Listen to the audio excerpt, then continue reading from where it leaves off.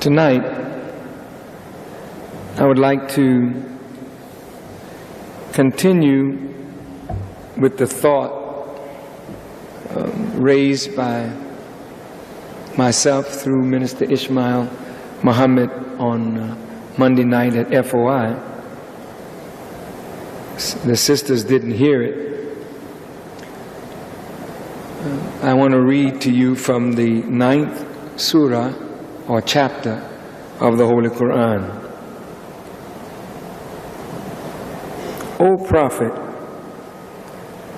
strive hard against the disbelievers and the hypocrites, and be firm against them, and their abode is hell, and evil is the destination.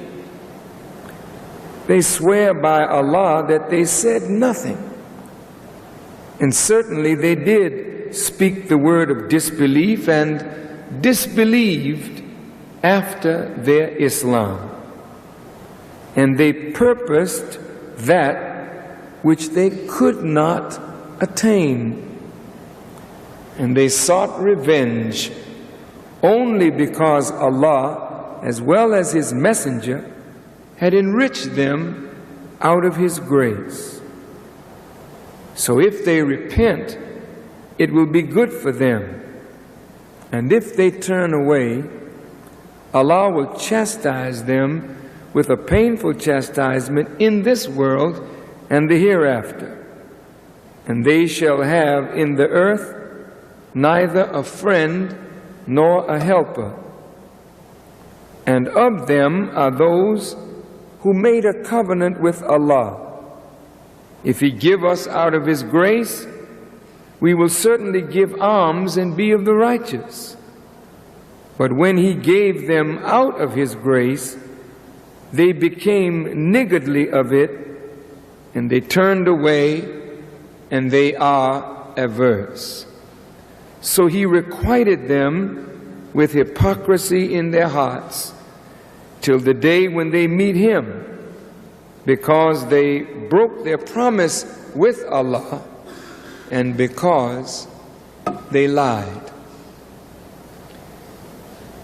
Now these verses of the Quran are directed toward a particular class of people.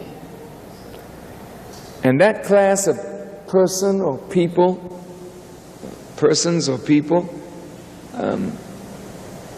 is considered in the lowest depth of the fire, because there is nothing lower in the sight of God than a hypocrite.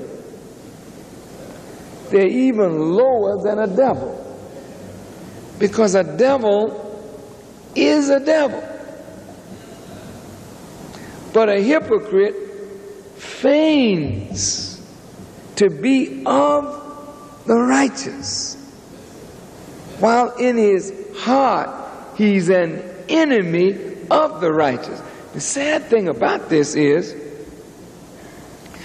that the person comes in to Islam and submits, and then they speak the word of disbelief after they have said they submit. Then they purpose that which they could not attain. And what is that? What is it that the hypocrites purpose that they cannot attain?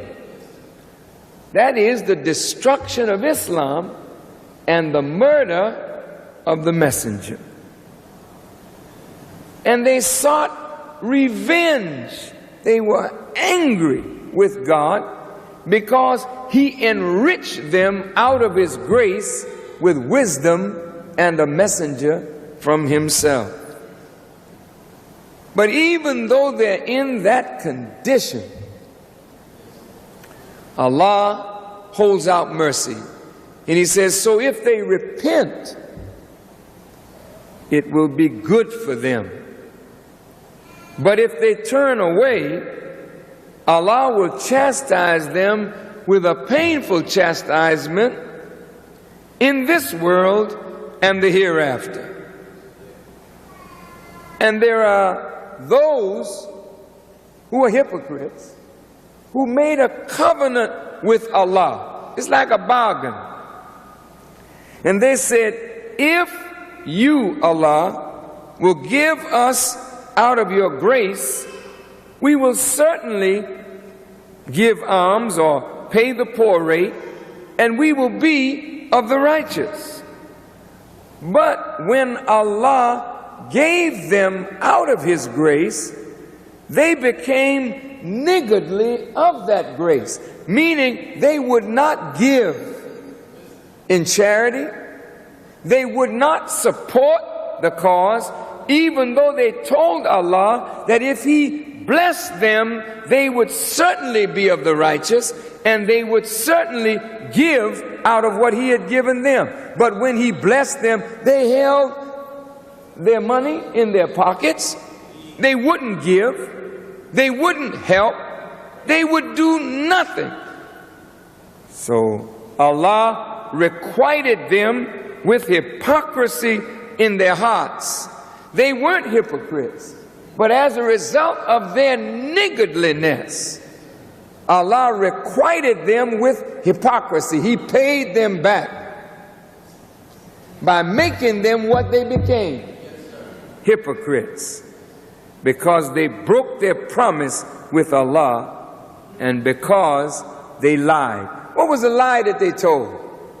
They told Allah that if He blessed them, they would be of the righteous, and they would certainly help the messenger. And when He blessed them, they broke their promise. They wouldn't give, and so God punished them by turning them into hypocrisy because they broke their promise with Him. When you got those kind of persons, hypocrites, they could be our wives, our husbands. It could be our sons, our daughters. It could be our friends and loved ones. Your test and my test is not being firm against somebody else who's a hypocrite. But the prophet is told, strive hard against the disbelievers. Strive hard against the hypocrites and be firm against them. Their abode is hell, and evil is their destination. You can't have a tender spot in your heart for hypocrites. You can't have a tender spot in your heart for disbelievers. A person who has never heard the truth is not a disbeliever. There are millions of our people who have never heard the truth. Don't call them disbelievers, because they've never had a chance to hear that they might be classified as a disbeliever. But a disbeliever is one who hears the truth and rejects it and refuses to believe in it. Do you follow what I'm saying? Then when a person is a rejecter of the truth, after they hear it, the person who loves the truth has to be firm with them. Why? Because a disbeliever is not going to be satisfied until he pulls a believer back into disbelief. It could be your mother, it could be your father, it could be your husband, a wife, friend. When they disbelieve, they don't respect what you believe, do they? So when they disbelieve, they say things against your belief to weaken you in that which you have accepted that has given you life.